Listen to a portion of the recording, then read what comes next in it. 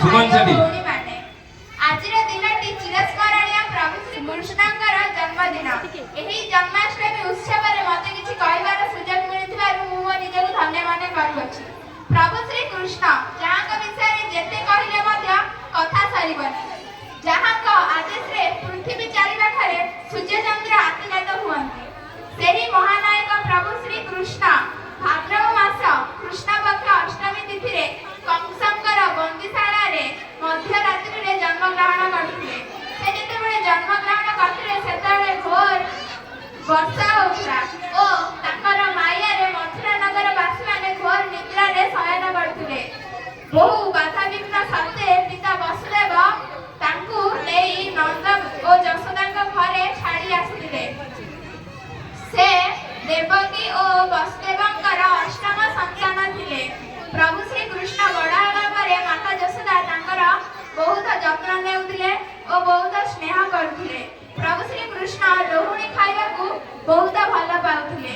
ସେ ସଖାମାନଙ୍କ ସହ ମିଶି ପରଘରୁ ମଧ୍ୟ ଲହୁଣୀ ଚୋରି କରି ଖାଉଥିଲେ ଓ ଗୋପୀମାନଙ୍କର ବସ୍ତ୍ର ମଧ୍ୟ ଚୋରି କରୁଥିଲେ।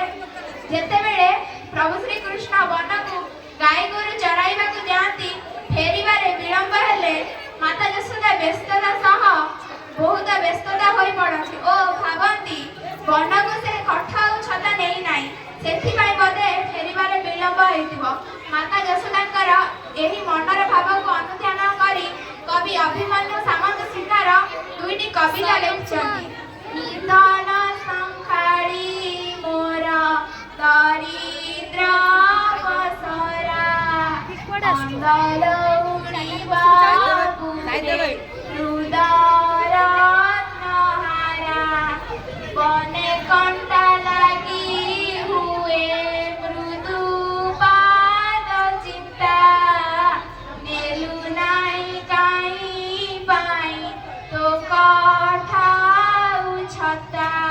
ମାତା ଯଶୋଦା ଓ ପ୍ରଭୁ ଶ୍ରୀ କୃଷ୍ଣଙ୍କର ଏହି ପ୍ରେମର ବନ୍ଧନ ପାଇଁ ଏହି ଦିନଟି ଚିରସ୍ମରଣୀୟ ହୋଇ ରହିଛି। ମୁଁ ପ୍ରଭୁ ଶ୍ରୀ କୃଷ୍ଣଙ୍କର ଚରଣରେ ଭକ୍ତିବଦ୍ୟା ନମସ୍କାର କରିକି ମୋର ବକ୍ତବ୍ୟ ଶେଷ କରୁଛି। ଜୟ ଶ୍ରୀ କୃଷ୍ଣ।